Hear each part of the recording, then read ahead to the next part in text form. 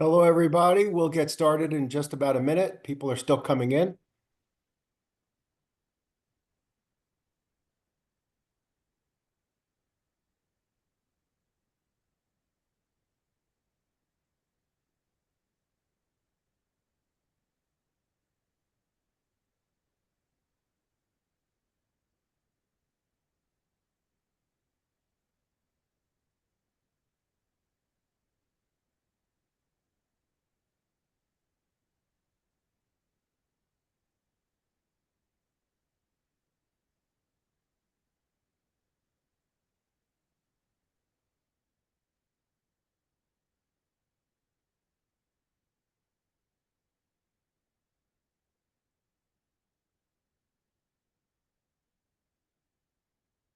All right, I see we still have a lot of people joining, so we'll just give it a few more seconds.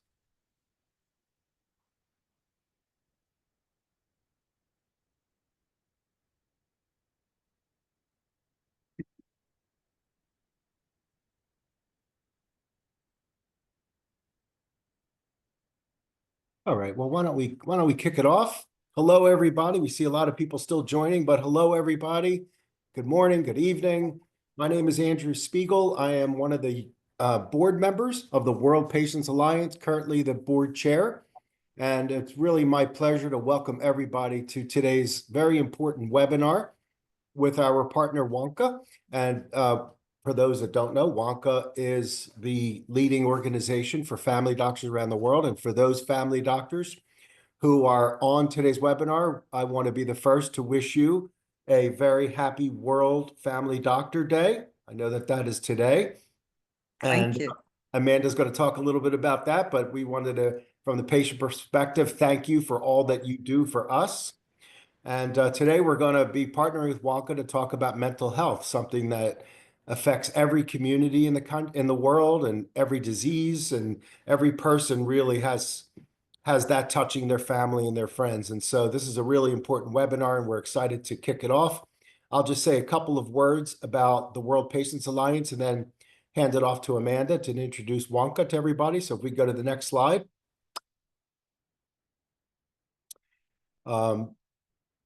Next slide. And next slide. So for those that are in other countries that do not speak English, if that is not your first and primary language, and you would prefer a different language, we have AI-powered chat and audio interpretation available in more than 50 languages. If you go back to the beginning of the chat, you will see a link to Wordly, and you click on that link, you select your language, you enter your name, and then you click attend, and then you will hear and see everything in your native language. And we do that on all of our webinars. Next slide. So just a very brief introduction. The World Patients Alliance is the largest umbrella organization working across all diseases. And we are an umbrella organization of patient organizations and stakeholders from all around the world. And our goal really is to provide a platform that empowers patients and their voices for the provision of access to safe, high quality, affordable, and innovative healthcare. So next slide. We have, almost 700 patient organization members who make up the World Patients Alliance, and we were receiving a whole bunch of applications this last month for some reason. So we should really be hitting 700 in the next few months. And those organizations come from 135 different countries. You can see at the bottom, 162 organizations in Europe, 151 in America, 211 in Africa, 131 in Asia, and 16 in Australia. Next slide.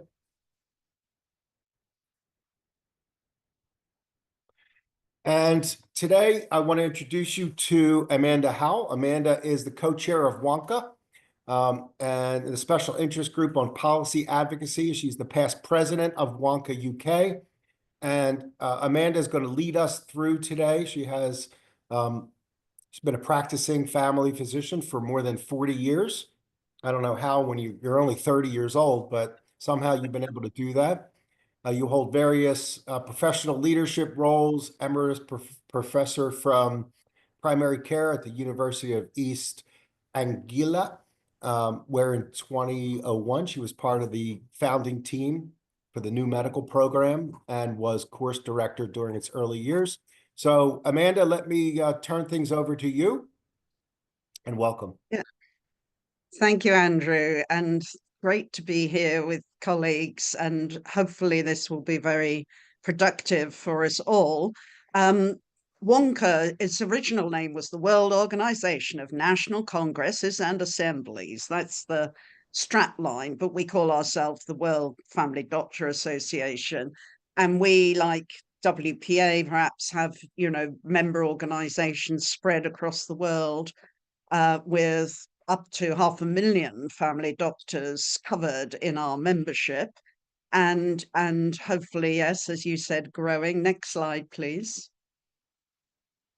And today is World Family Doctor Day, as Andrew acknowledged. Thank you for your greeting. And this year's theme is about mental health, building mental resilience in a changing world. We've got a number of webinars, a number of resources, and we're going to talk a little bit more about one of the initiatives that we've hosted through some very excellent colleagues in WONCA to try and emphasize mental health training to family doctors and their teams and their communities.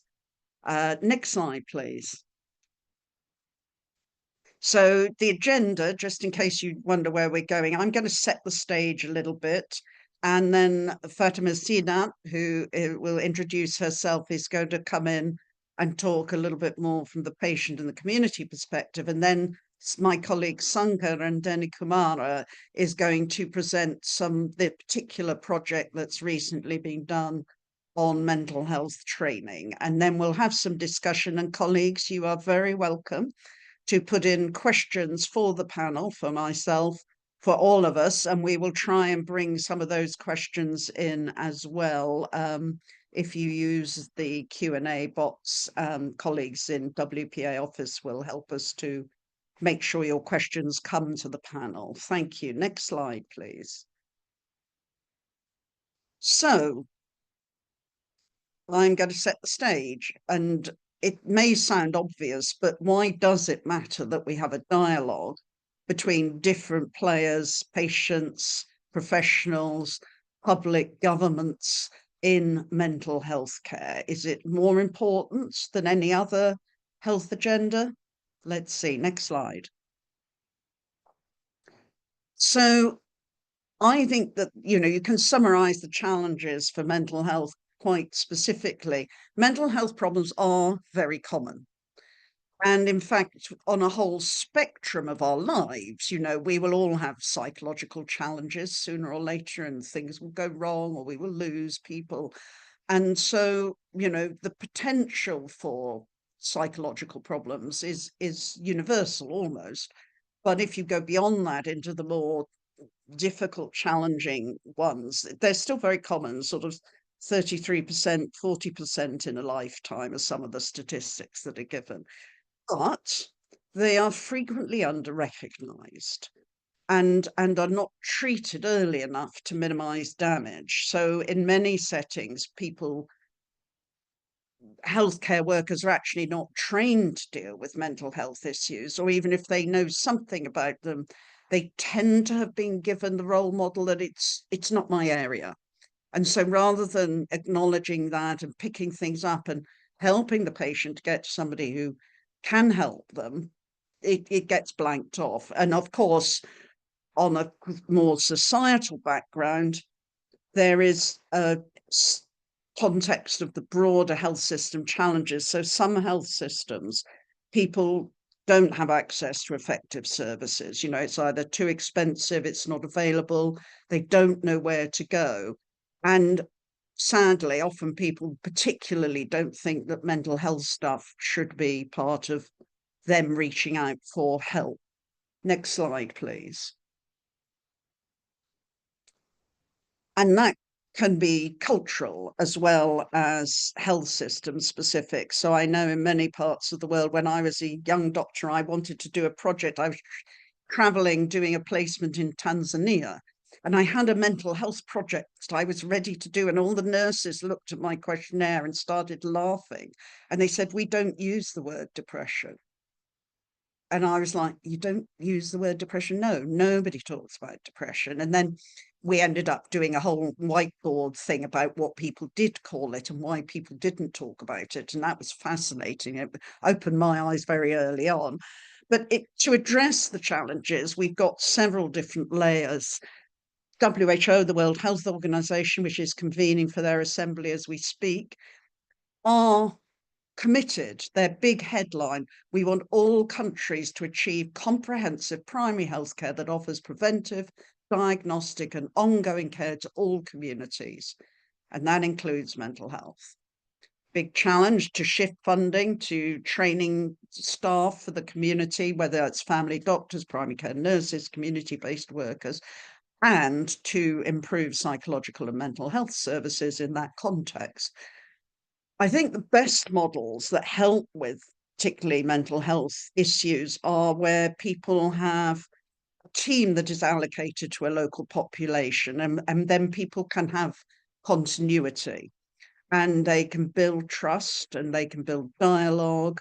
And within that context, people can start to sort of perhaps reveal their problems or their family's problems to a doctor, even if they feel very embarrassed and finding them very difficult. And that means, of course, that primary care teams do need to be trained to recognise all health problems, including mental health. Here we are again. Next slide, please. So, other key issues, if you want people to be good at mental health care, your family doctors, your primary care nurses, hospital colleagues, whoever, we do, as I said earlier, need to be aware of cultural issues and the language that you can use to discuss symptoms and concerns. Even in my own community, you know, the way people express things varies. Older men tend not to use emotional language. Some cultures, you know, if you have a translator, because I don't speak Arabic and my patient wants to talk in Arabic, you lose a lot of the subtlety that you can have when you're in the same language and you're saying, "You're looking a bit upset." Well, try getting a translator on a phone to convey that, all those things. And then I think even sometimes the people themselves don't know what's going on. The health literacy, we call it in English, and the sort of insight into your own symptoms to know, actually, maybe this is a health problem and I can talk about it, is another learning that, you know, we need to underpin. And certainly making sure that the shame and stigma, the bias that can apply to mental health, can be really, really important. And we need to reduce that as much as we can. So there's a role, I would say, for wider society, for governments, for community leaders, education, social media, to actually help people say, no, this stuff matters and it's fine to talk about it. Next slide, please. So who's trying to help? Very briefly, our community. I've described the, you know, big global network we have. The WONCA core mission is to improve global health and quality of life. But the way we're trying to do it is to strengthen the specialty of family medicine, its role in health systems and in primary healthcare, so that we can realise that WHO vision that everybody can go to a local community doctor and community team and get advice about wherever they are in their health journey. And we are in WONCA trying to put a priority on mental health. So the MDD Minds project, which Sankha will talk about, trained nearly 3,000 staff across 9 countries to try and improve their mental health skills and competency. And hopefully that'll be easy to build on. So next slide. Thank you. That's enough from me. I will hand on to Fatima. Thank you. Good afternoon and good morning to everyone that's joined in today. Thank you so much, Amanda, for setting the scene and taking us through some of the key aspects that where mental health is related to family doctor. So I'm from an organization called the South African Depression and Anxiety Group. We are the largest mental health NGO within South Africa, and we try and create a lot of advocacy programs, training programs, and we run the only suicide crisis helpline in South Africa as well. And we have many other toll-free helplines. So that's a bit about me. Next slide, please. So I'll be talking about the community perspectives on mental health and how important the role of a family doctor is in communities. Next slide, please. I need to just say I'm so sorry. I've come down with a very bad flu, so if I start coughing or anything of that sort, please excuse me. So when we are looking at family doctors and their roles in mental health, I think Amanda took us through some numbers of the WHO. And if you look at stats at the moment, it's 1 in 5 people will experience some sort of mental illness or mental health issue in their lifetime. So we're looking at a vast number of people, and it is totally a personal experience. And often it's very hard to detect, especially for family doctors, when people are coming into your practices because of time limitations, because of people having difficulty to articulate how they're feeling, and also because of the stigma. Many times people are not willing to speak about their mental health issues because of the stigma allocated to it. I know that also Amanda mentioned something about languages, and if you look at South Africa, languages in South Africa, all our vernacular native languages do not have words for depression, anxiety, social phobia, social anxiety. So it becomes, again, very difficult for people to explain how they're feeling.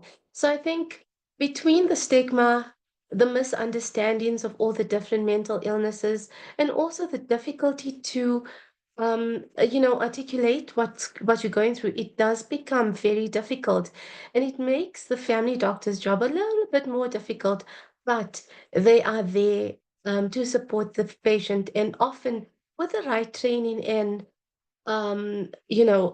training and education, you are able to pick up some of the signs and symptoms. The impact uh, of mental health is beyond an individual, so it affects the person, it affects family members, relationships, work, and often you'll find that even in your practice, people will come in and say, "I'm highly stressed out," or I'm losing a lot of hair and I don't know why." So it's taking a step back and trying to unpack what is going on with them in the mental health sphere that will help you identify what they are actually going through. It may not be a physical illness. Um, what I think is also important is empowering the patient's voices.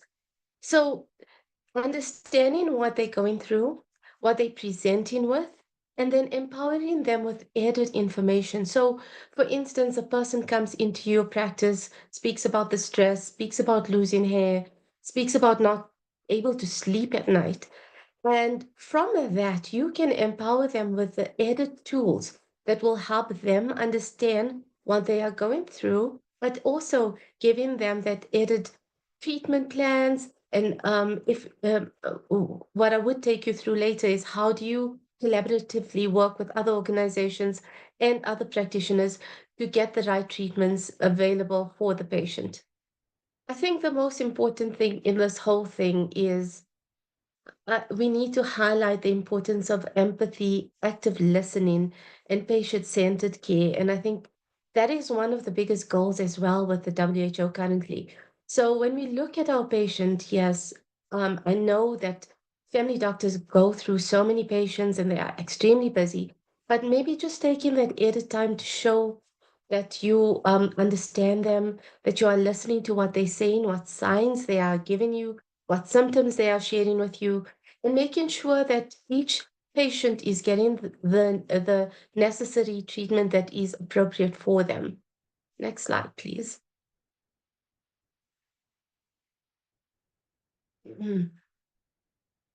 So yeah, we talk about what's the role of a of a doctor in mental health, which is so crucial because often people go through different things, and their first point of contact is a family doctor, and that's where the right identification of what they're actually going through comes from.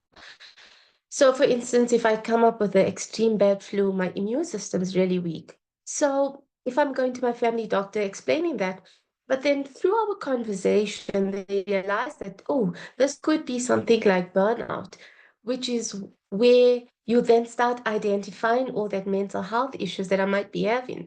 So it's always nice to maybe just take some time and step back and go through some of the background of why this person's actually feeling ill. Assessments and initial management is also very crucial.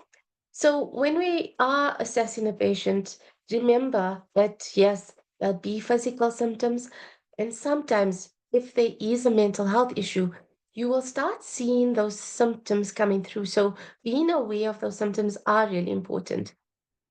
Because my next point is about referral and coordination of care. And I think it plays a very big role.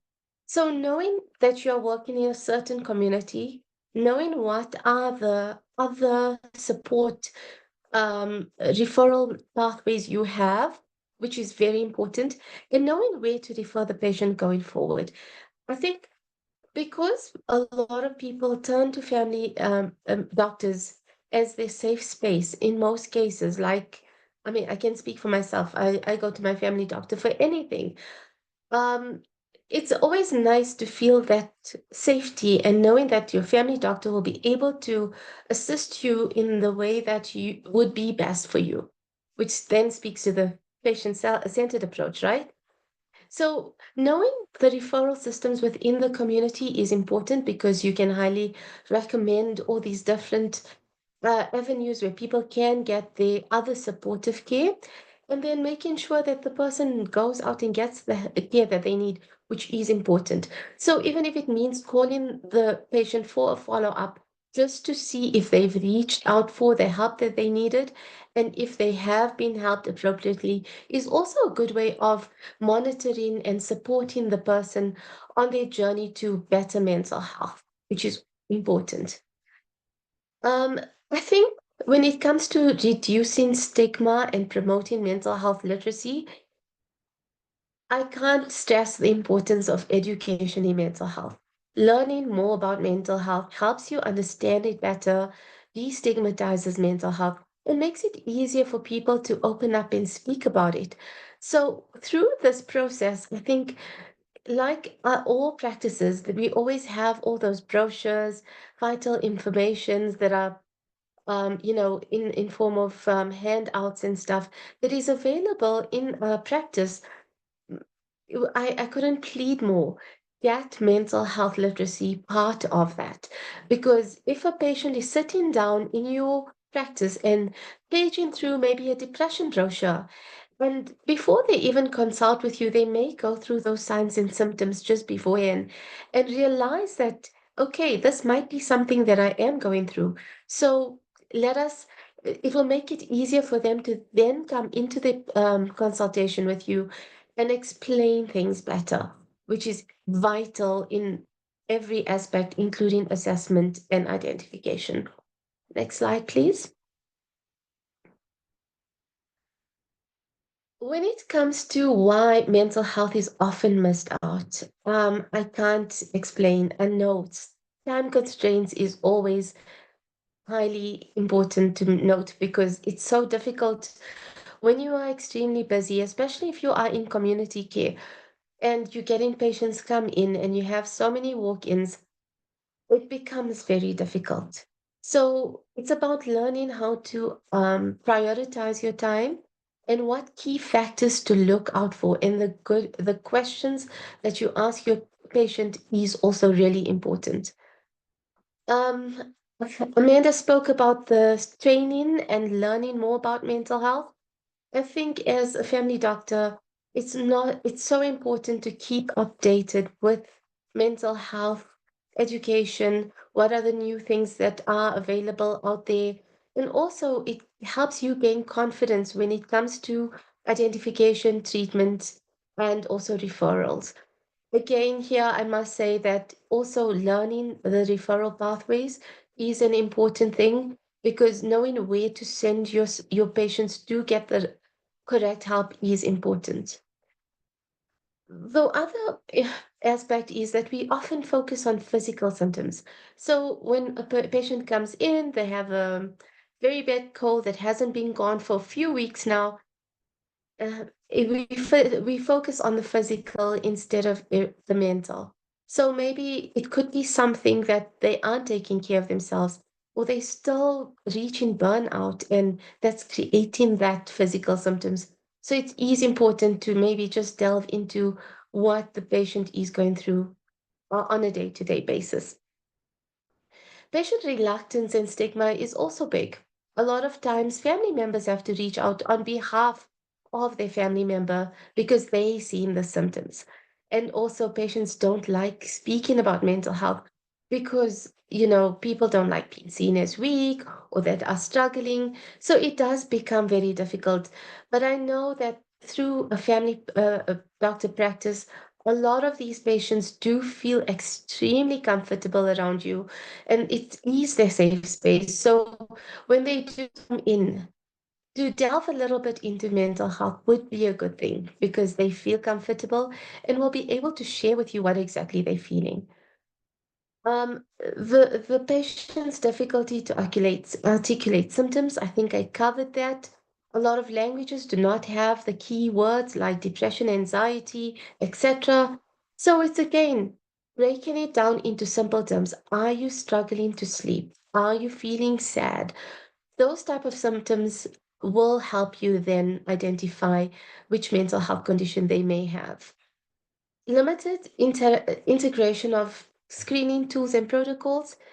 I do understand that you can't go through all the different platforms and tools that are able to screen the patient properly, but just think through your assessment, through the right questions, you are able to maybe identify what may the problem be. Next slide, please.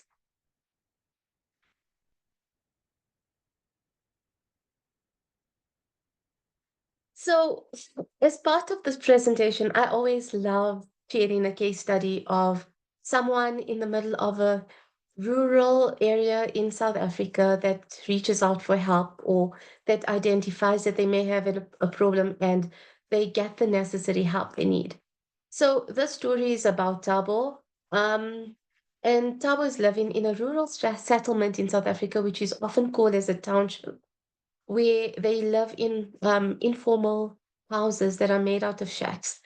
And this Tabo experienced different symptoms, but he didn't know what it was. And later on, we learned it was leading towards depression and anxiety. But to Tabo, he was feeling that he had all these physical symptoms. His heart was beating faster. He was getting sweaty. At times, he couldn't breathe properly. And with the symptoms, it seems like almost like he's having a heart attack or asthma attack or something of that sort. So what Tabo did then was reach out to his family doctor. So because of the limited access to specialized mental health services in communities, most of the clinics, hospitals do not have an assigned psychologist, psychiatrist. There's only a family doctor there. So he reached out and he started speaking about what he's going through. But this family doctor was so switched on that he started the initial assessments with asking the critical questions, like what is going on in Tabo's life? What is the signs, the symptoms that he's going through? What are some of the difficulties he may be having? And then taking a brochure that was being handed out in the center that was made by us, and asking Tabo to then tick onto the symptoms so that he could assess further while he was attending to someone else. When he came back, he realized that Tabo was having difficulty and and having depressive episodes and a bit of anxiety. And he then referred him to one of our projects, which is a community counseling project, where we have a little shipping container converted into office space. Tabo was referred to us, and we did all the counseling for Tabo. We helped Tabo, the family doctor helped Tabo with basic mental health medication. And through that process, we learned how important it is to integrate all the different healthcare providers, other NGOs. And now in our community, everyone works hand in hand. We have a whole stakeholders forum where family doctors, physicians, nurses, police, fire stations, and all the other NGOs in the community come together, and we meet on a bi-monthly basis just to discuss what are the key issues that we are facing, what to look forward for, and also what added education we need to give the community and our practitioners as well. Next slide, please.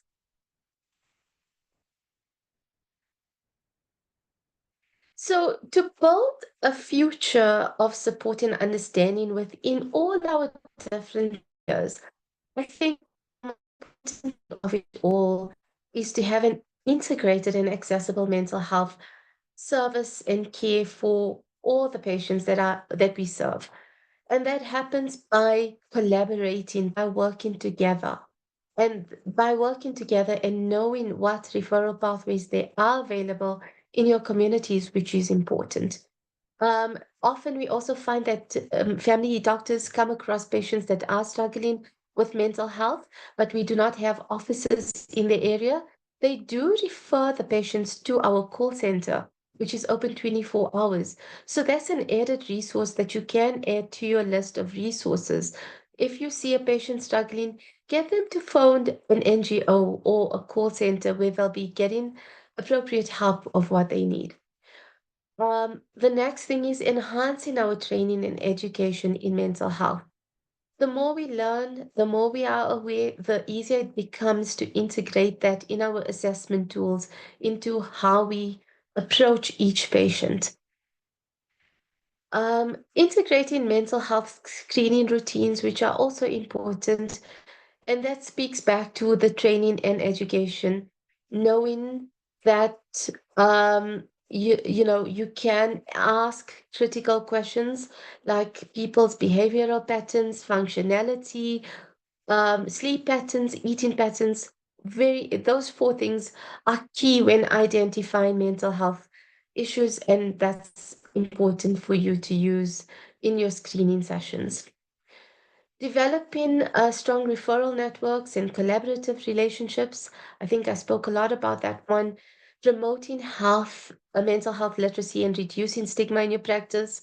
So having little events where you get someone to speak about a mental health condition, or having brochures there, or creating a support group, that is also extremely helpful. So there are a lot of things you can do through your practice, and you can make use of your staff members that support you as well to create that awareness, and also the NGOs that are around you to support you in whatever awareness you want to create, which is important. I think to round up everything, advocating for systematic improvements and integrated care is really important. So this speaks to your WHO goals. It speaks to how we help as a society, help those that seek help from us. And through all of this, we are able to then identify, we are able to assess, and we are able to diagnose a person struggling with their mental health and getting them the right help that they need. Next slide, please.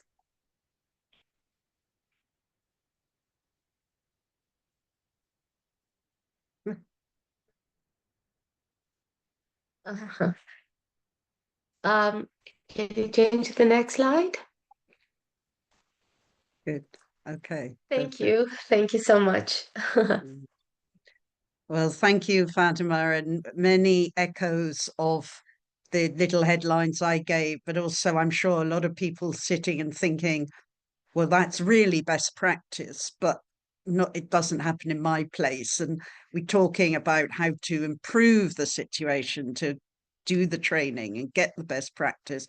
So lots to discuss, but I'm going to hand on to our final presenter and panelist to talk specifically about one initiative that we've tried to do to address some of those very excellent issues that Fatima just raised. So Sankha, please come and join us. Sankha is a colleague of mine from Sri Lanka. He's been actively leading in WONCA with young doctors ever since I knew him. He's a family physician, GP educator, health administrator, and we work together on the policy advocacy group, which tries also to address some of these systems in the bigger context. So Sankha, thanks. Over to you. Thank you very much, Amanda. Thank you, Fatima, for that great talk, because you talk about the role of family doctors as well as patients' expectations. I think I'm going to talk about a project where we address both of them. And I'm going to start with the place where you ended. You talked in the last slide about enhancing training and education on mental health for family doctors. So here we are going with a project where we tried that. The next slide, please. This is the MDD Mind for Primary Care project of WONCA. So I'm going to talk about the key findings and lessons learned from that project. And most of them you will understand will go hand in hand with what Fatima spoke just before. Next slide, please. So this MDD Minds for Primary Care project was a project led by WONCA, World Organization of Family Doctors, with an unconditional grant by Pfizer Global Medical Relations. So this project was designed by WONCA for primary care professionals, mainly family doctors. And the main idea was to equip family doctors with tools to better identify, manage, and support patients with major depressive disorders. That's why MDD. So in this project, there were 4 phases, which included patient-centered learning modules and later screening practices. The phase 1 was basically online modular training, where the screening, diagnosis, management, both non-pharmacological or non-drug as well as drug management was discussed, and also how to collaborate and refer the patients when needed. The phase 2 was about train the trainers, the master faculty trained learners, selected learners in 9 countries. And the phase 3 was those trainers, the trained trainers did community sessions. And phase 4 was about practice performance, where selected 7 practices in these 9 countries did some pilot projects where they screened patients with diabetes for depression. So if I talk about the reach, nearly 3,000 primary care staff members, staff learners in 9 countries were reached by this project. They were educated, trained by the WONCA MDD Minds project. And about the practice training, the practice performance, the 7 practices screened more than 1,000 patients with depression, major depression, MDDs, with diabetes. So mainly this project was focusing on culturally sensitive care, communication, and stigma reduction as a whole. Next slide, please. Yeah. So what did the patient tell in our project about what happened after this training. So we understood that patients valued empathy, time to talk, and non-judgmental attitude from the doctors. I think this echoes what Fatima just before told about. And we also understood that acceptance of care improved when GPs used structured tools like PHQ-9, which screens depression. And another important thing is that patients valued non-drug approaches than medicines. For an example, mindfulness exercises, then breathing techniques, and even different other techniques like blending with nature. So these were the mostly accepted methods rather than going for medicines. And patients were highly satisfied. Some of the quotes which I have highlighted were from them. Patients were telling, now I feel like my doctor understands me better. And they told that I didn't feel judged, I felt supported. And also patients told about these non-drug interventions. The breathing exercises helped more than I expected. So we can understand how patients have really accepted the treatment, the management of depressive disorders, and how much they were satisfied. The next slide, please. And as doctors, we also realized that the patients as well as staff members in our practices were highly satisfied about what's happening, the change happened after this training program. It was very, after when we discussed with our learners, when we got feedback from our learners, it was highly positive, but also they told about what they felt, what they heard from their patients. So they told that patients reported feelings more willing to seek help, and stigma surrounding depression decreased through regular conversations in clinics, which is very important. And also, they told that community trust in primary care in their clinics improved due to consistent, compassionate communication. So you can understand not drugs, but the communication, the non-drug interventions, just empathy had done a lot of difference, the change it has done. And family doctors who gave the feedback told that patients became more open to them. And they also realized that patients were more compliant with follow-up. They returned. And some of them told that it never happened before. And also they understood how the families of the patients collaborated, how families joined the care process.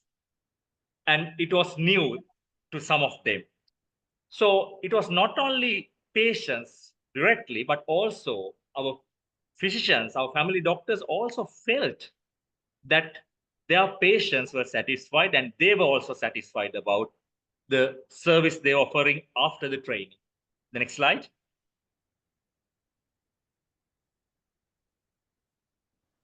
And what we realized, we know theoretically what all about the role of family doctors and how we should communicate with patients, but we have solid evidence here in this, after this project, the MDD Minds for Primary Care, which was run by WONCA. We have solid evidence how patients understand what patients really need.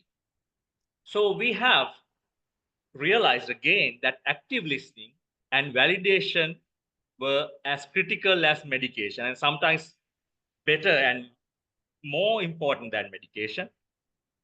And we also understood that patients thrive when GPs work collaboratively, not authoritatively, and not only collaborating with the patient, but also with their families.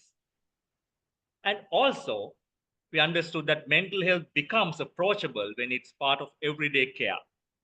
not to make it special, or not to make it stigmatized, not to show any, difference between other symptoms and symptoms due to mental health illnesses. So with all these understandings, with all these insights, what is our future direction? So we plan to continue this training package development and also to roll out. And already I have to tell you that we have a dedicated website for MDD Minds for primary care. All primary care professionals, the family doctors and other primary care professionals who are watching this can search on web by the phrase the MDD Minds for primary care. There's a dedicated website. Initially, as I told, this was only piloted in 9 countries, but now it is open for you all. All the modules are freely available as open online modules in the MDD Minds for primary care website. Just go and search for that.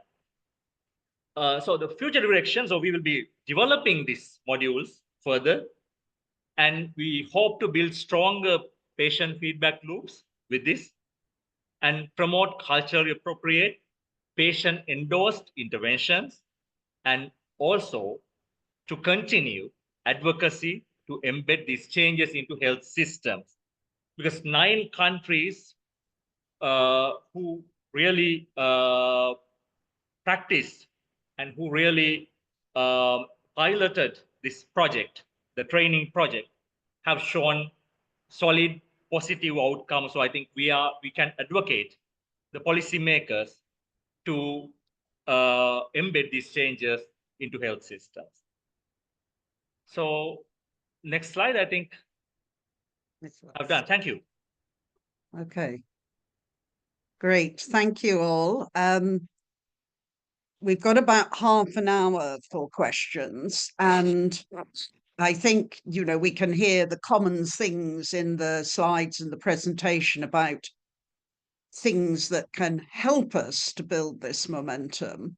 I won't reiterate that, but a group of questions, I'm going to try some from our attendees, thank you, and also within our own discussion, was could we say anything more about the ways that we can use social care or community strategies to assist patients? Have we got any good examples of how to, what are the effective strategies, for example, to refer somebody for mindfulness or into a social care situation if they haven't got enough money for their family survival or their medication or whatever. So there's a group of questions about, what strategies have panelists, I may look at Sankha and Fatima for this, to make those parts of the service more effective. And I'll add one other question from an audience member into that. They're saying it's often that more than one member of a family has a mental health problem. So if my mom had something and then things were difficult at home as the children grew up, then the kids get something as they're older. And so are there those strategies that we employ or try the additional staff to help? Are there any that can work across different, family networks or multiple patients in one community?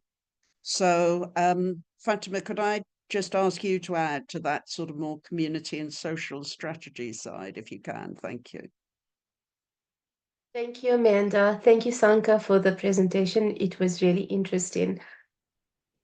Speaking about strategies, I think one thing that works here in South Africa is when people are showing symptoms of mental illness or a mental health condition, and the family doctor does not know where to send them or how to approach the issue, they often lean on towards us. So I think in each country, there must be a mental health organization that runs helplines, that has different activities that can help treat the different conditions. So feeding those patients with the right resources, that's one of the first steps they can take to get the help. When it comes to it, I'm talking of South Africa now. When it comes to patient care in public health care, it becomes very difficult. Um, Not like there's hardly any resources available in many hospitals and clinics. So the best option we lean on to family doctors because they are able to prescribe some of the medication and help monitor and evaluate the way the medication's working on. So we also, as an organization, lean onto a lot of GPs. And when we do that, it's usually those that have a keen interest on mental health. So we talk about the strengths that we have and what we are interested in. So not every doctor would want to be interested in a specific mental illness. So it's finding those that are really interested and that are able to then take the care further, which is important. So I think between all of that, there is enough resources and working collaboratively helps a lot. And also referring on to the right help. That's what's important.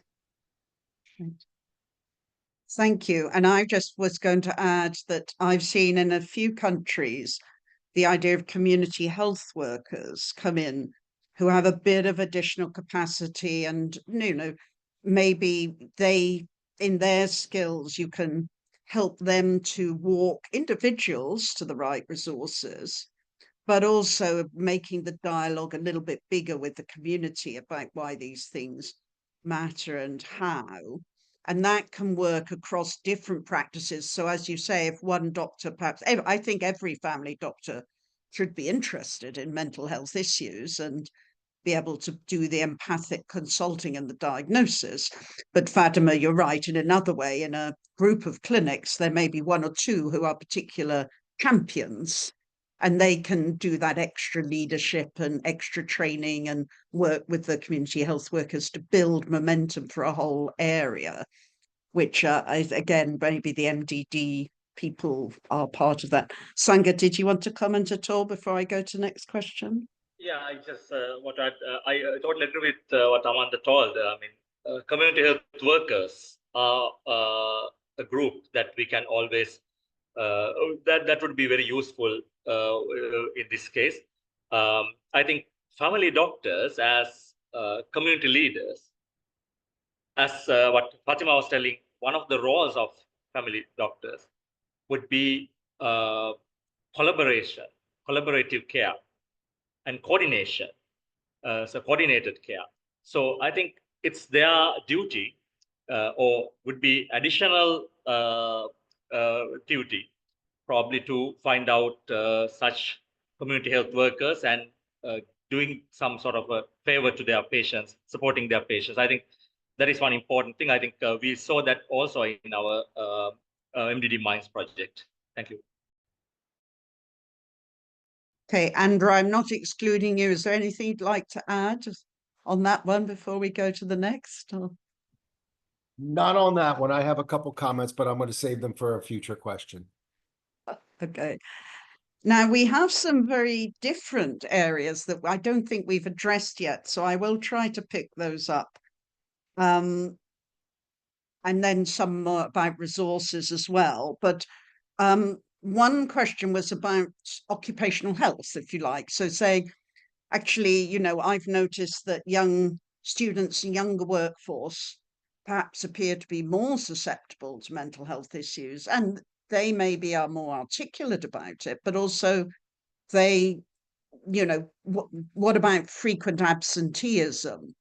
What help do we give our colleagues? How do we spot when people are running into trouble themselves?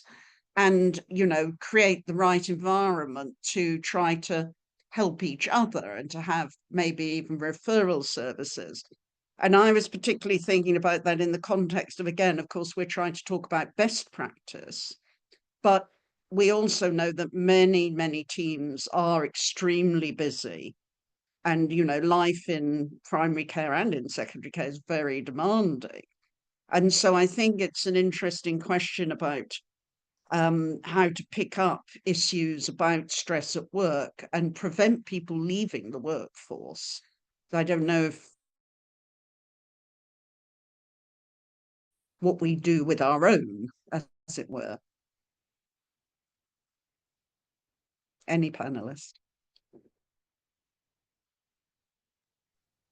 I think I'm just going to jump in here, Amanda. And I think Yeah, we please. spoke so much about patient care and you know, making sure that they get the right help and the right assistance. But we often forget, what about the doctors? So when What this we colleague is, well, it's a good question to ask, because how much of a person is in need of help? How far have they progressed with their mental health conditions to make them less functional?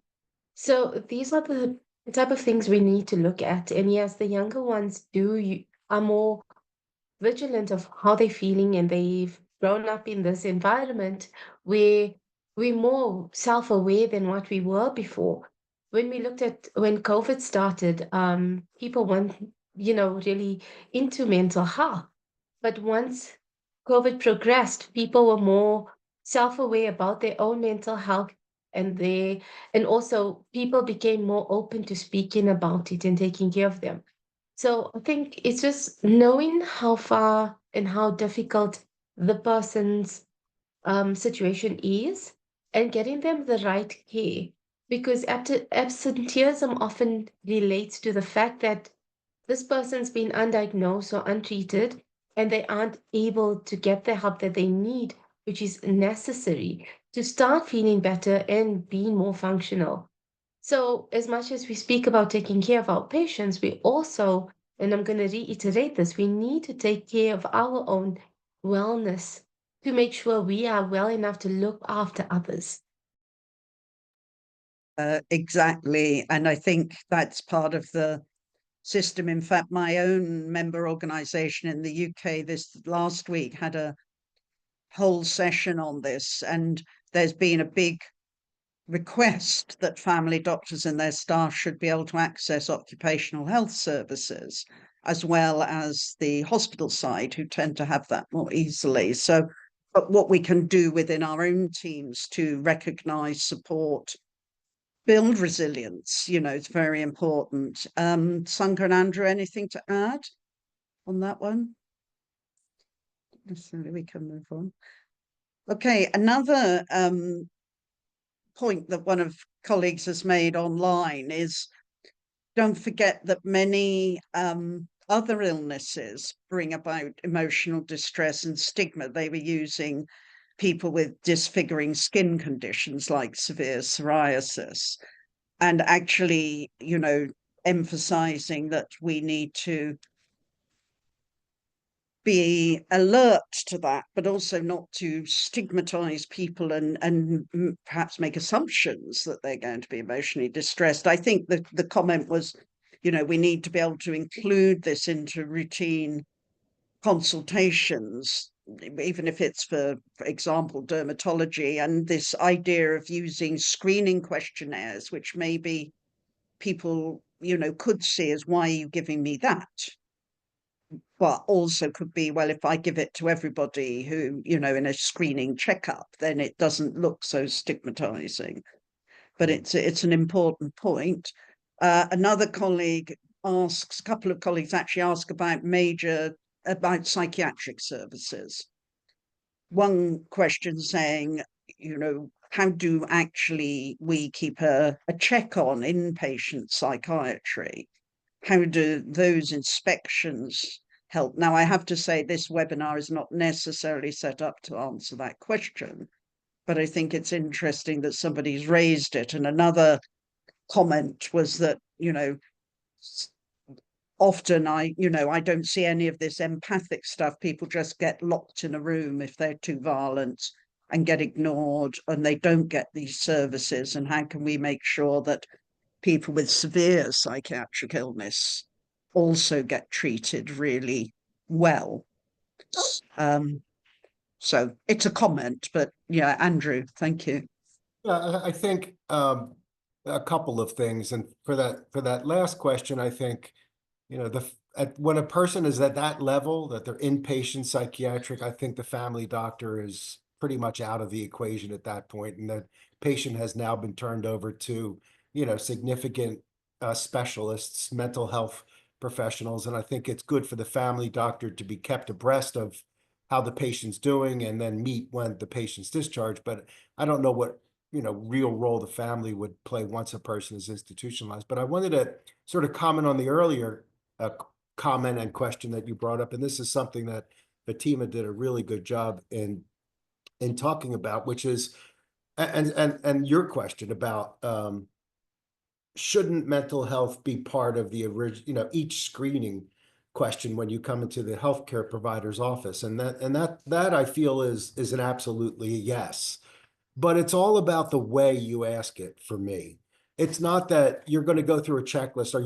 Are you feeling tired? Are you sleeping well? Are you feeling, you know, chest pain? Are you having shortness of breath? You know, we're asked 50 questions as soon as we walk in, and they go through that list. And if you ask the question, are you feeling mentally healthy? Are you feeling depressed? Are you feeling anxious? All of the sort of distractions come to mind, and the unwillingness to tell your healthcare provider, yes, I am feeling depressed, because you're embarrassed, or for whatever reason, you don't want to share that information, or you don't know you're depressed, or you don't know you're anxious. So I think there has to be a way to come up with a strategy of asking those questions in the most non-invasive way possible, such as, is there anything happening in your life that could prevent you from going to work? Is there anything happening in your life that could affect your family relations? Is there anything happening in your life that you think may be affecting your health? Is there anything happening in your life that might be, you know, accounting for your inability to sleep? Don't say, are you mentally healthy? Or ask the question in a non-threatening way of, is there anything happening? And we see that in other aspects of healthcare. For example, in clinical trials, when we see patients in clinical trials, the good trial centers will say, is there anything happening in your life that could prevent you from coming in for treatment? And that just opens up, you know, it's funny you say I'm having really difficult transportation issues in getting here, and I've been thinking about dropping out of the trial, or I've been having a really hard time getting somebody to come with me. So I've been thinking about, and all of those things sort of relate to your annual visits and your every visit with the family doctor. Is anything happening in your life that you want to tell me about that could be affecting your health? Something, so I don't know what the proper phrasing of those questions are, but for me, it's not just putting it on the checklist. It's how you ask that question that's going to get a patient to open up.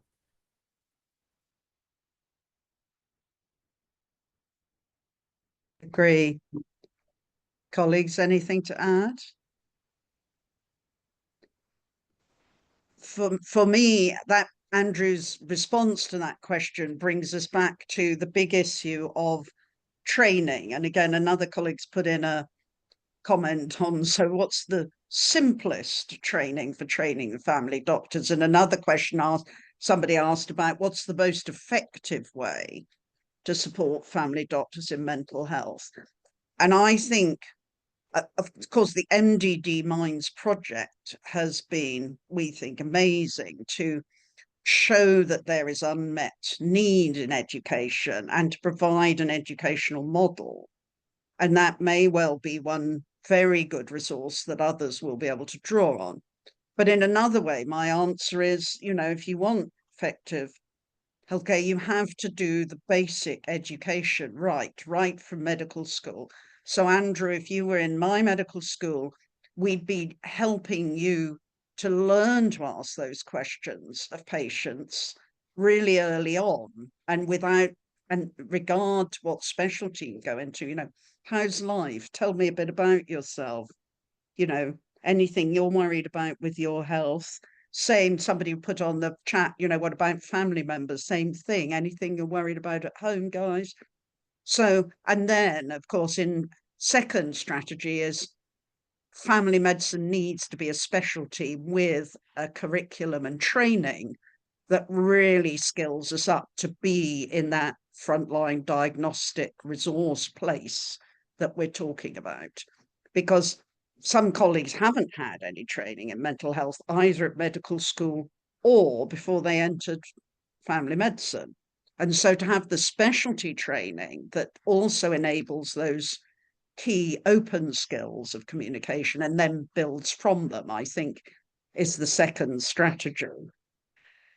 The other questions, of course, that are coming through is not only, so Emma's question about trainings, I think you can look at what MDD Minds did, you can look out to join in with it, but have a look at your own family medicine curriculum, your own primary care nursing curriculum.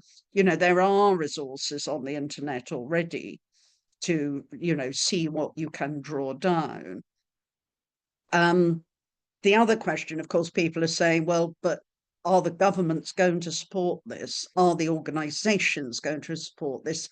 Is the system going to support this? Or indeed, is my 95 patients a day allow me to retain my empathy till 6 o'clock in the evening? And so I think, you know, one of the big challenges always is advocacy to get the right training resources and capacity in the system. And I would like to ask our panelists to say if there's anything strategically that they feel has really helped either in their own place or through WONCA and WPA to actually get those systems to build the capacity and the abilities that we need.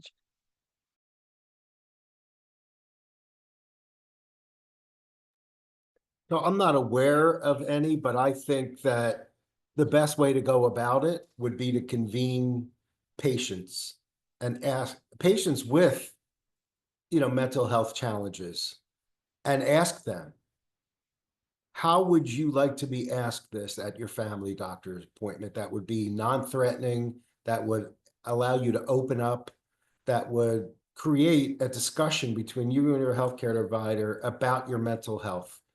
And you get 30 or 40 of those folks in a room, and you're going to come up with the questions that patients want to be asked.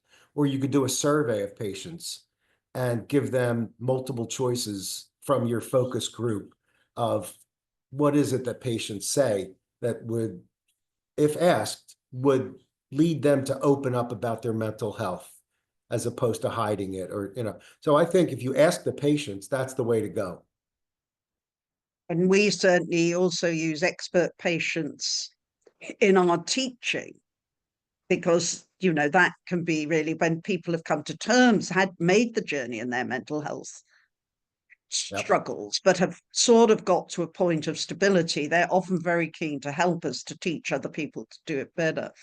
But I think, Andrew, I was sort of asking up a different level. So, you know, if I say, well, you know, we know what we want to do in the curriculum and what we want to do with, you know, professional learning in the primary care system, but colleague on the participant says, are the government going to support it? Are those resources going to follow the needs of the patient and the needs of family medicine and primary care? You know, if we go with the MDD Minds model to the rest of the world and say, we'd like every country in the world to run this fabulous training scheme, no doubt some of them will say, we don't really need it, we've already got one, but quite a lot will go, what? So, Sankha, have we got any good examples about making the system more accountable? How do we do that in WONCA? Yeah, I'm not sure about good examples. I mean, in the practical life, but I think just as what Andrew told, what patients think is very important. But sometimes I would say at the medical school, you would learn communication skills, but then you really learn from patients when you go on as a practitioner later on. So as a family doctor, when you get the experience, you will understand how you should ask this question from the patient. Sometimes a simple nudge like, how do you feel today, would be adequate to a patient who has a very good trust towards his doctor to come out with everything he has in his mind.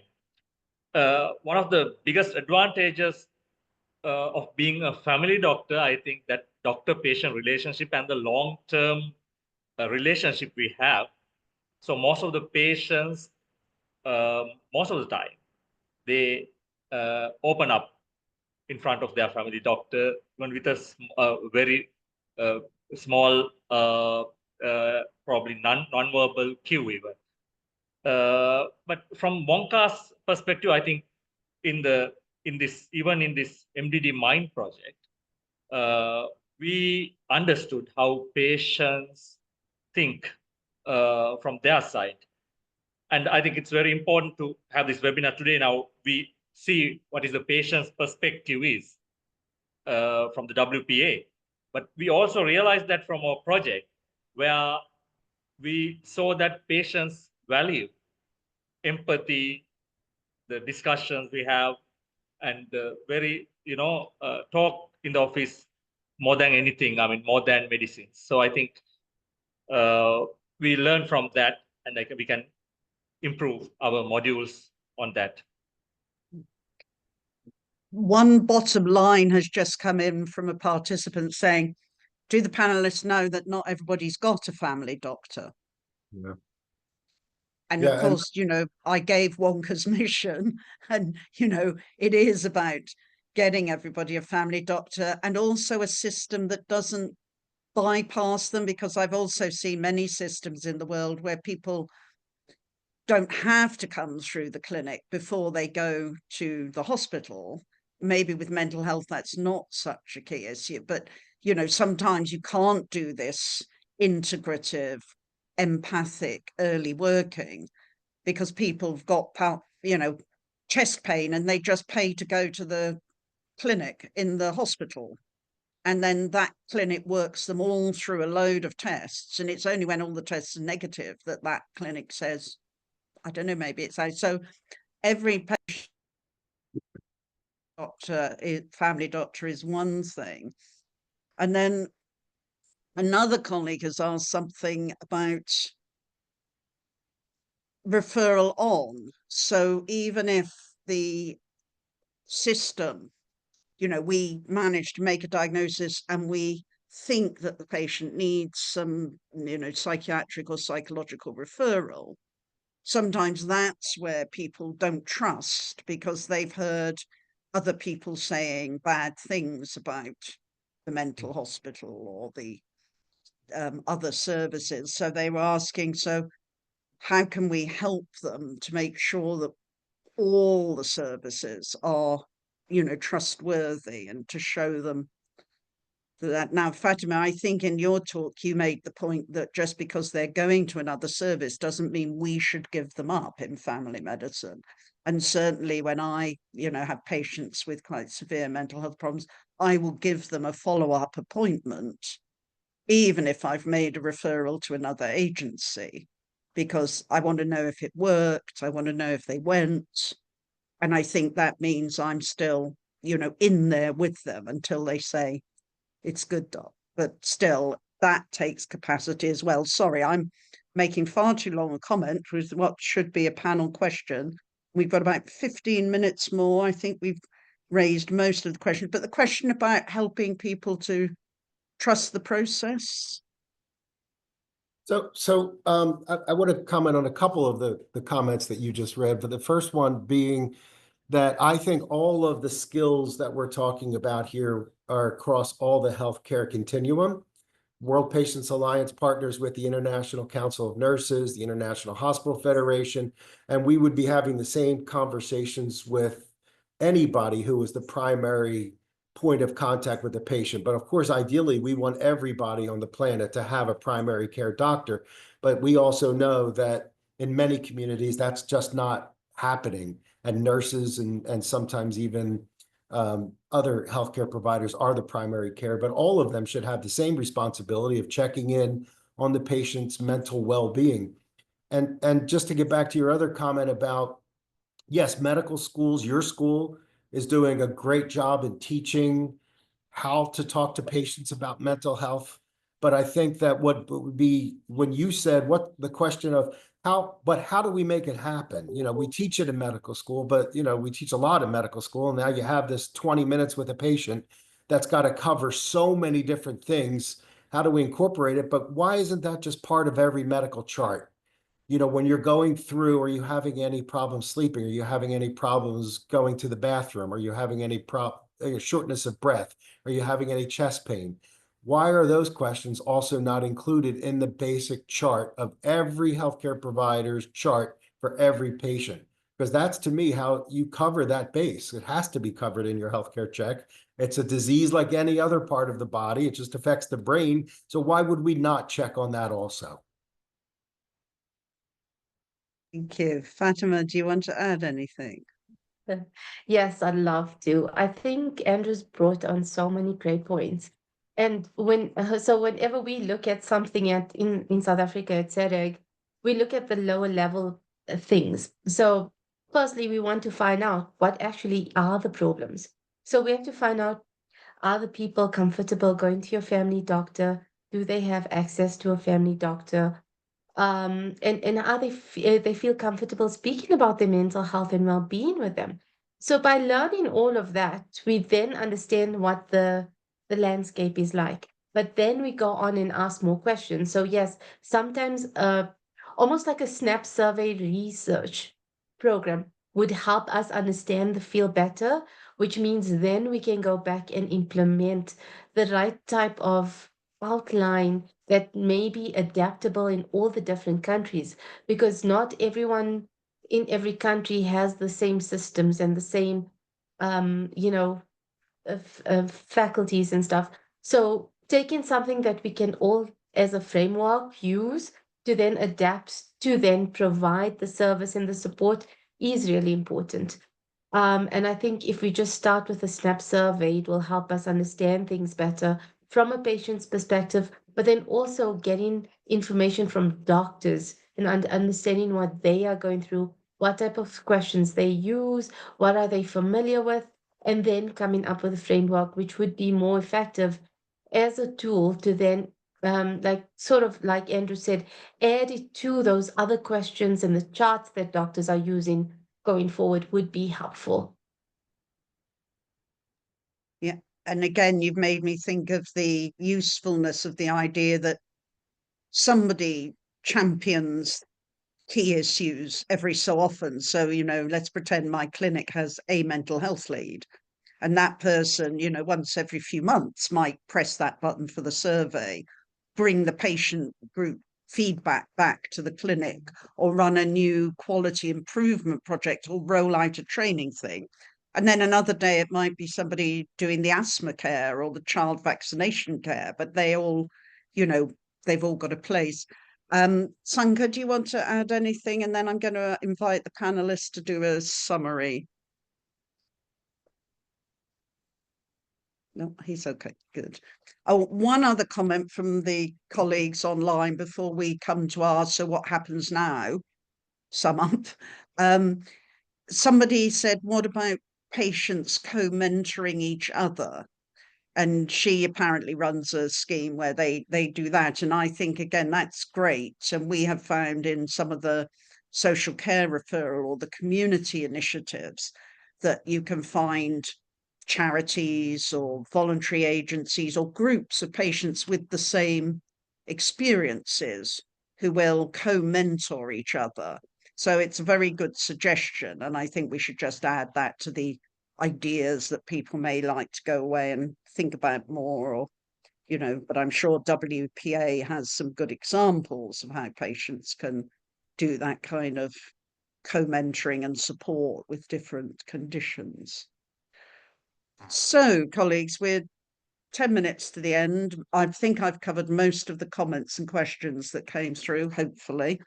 I guess one question that WONCA and WPA may be interested in is how we can collaborate more effectively to build momentum on issues like this. But I'm very glad we've had the opportunity to share today. And again, thank you to you and the staff in the office, Haris and Mohammed and Rehan, to helping us to run this. Would each of you like to just say a few words to bring the webinar together? Andrew, you've taken your mic off, so I'm going to look at you and then come to Sankha and then to Fatima. So first, I want to thank WONCA for providing all of the content for today and for really our new partnership. And we are absolutely looking forward to strengthening the partnership with WONCA, with having the largest patient group and the largest physician group together. I mean, I think that the programs that we could design and the products that we could put out, the services for patients around the world could be endless. So I'm really excited about our partnership, and I feel like this webinar is the first step of introducing this partnership to the world, and then for us to work behind the scenes on how to accomplish exactly what you said, which is really getting healthcare from the patient's perspective and the physician's perspective together so that we're all working in the best interest of the patient. And whether that's mental health, whether it's diabetes control, whatever the issue is, that we look forward to working with WONCA together to develop programs and meaningful outcomes.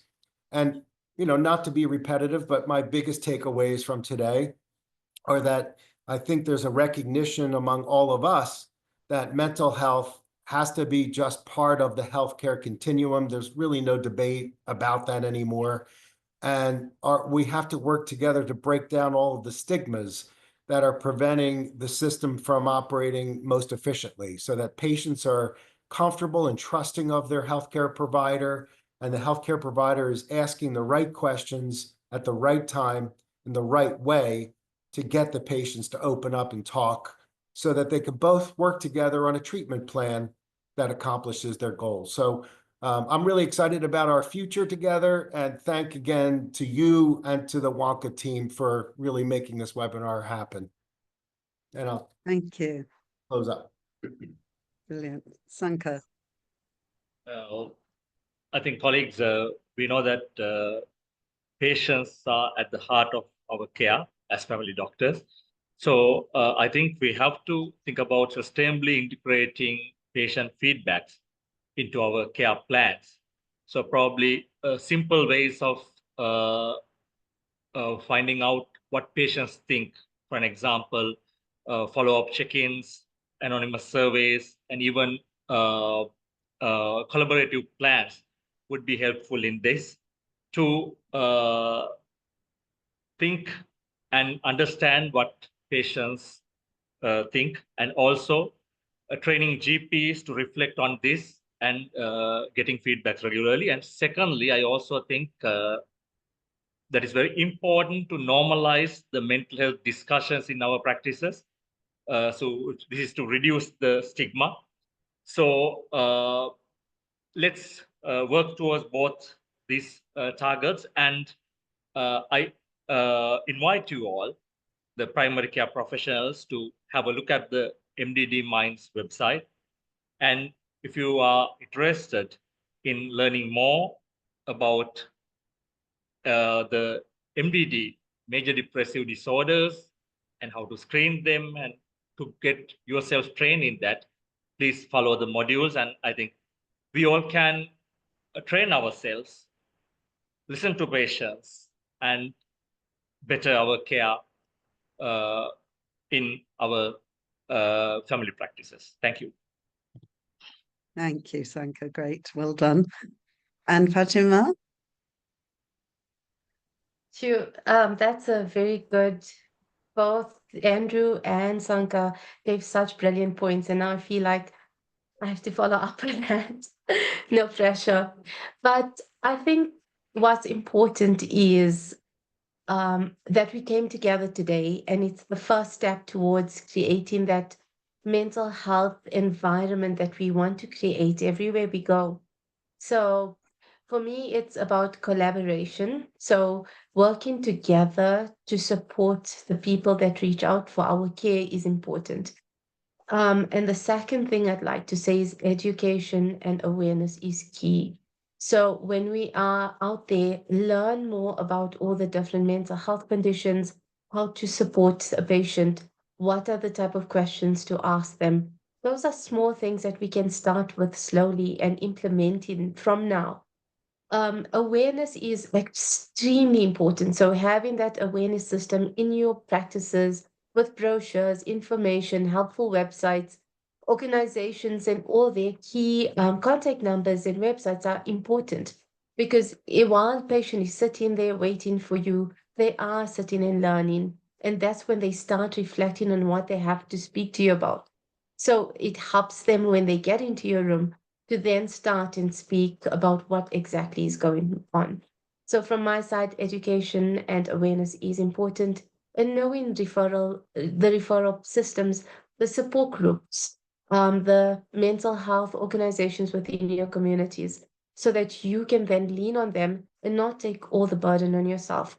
Lastly, take care of your own mental health.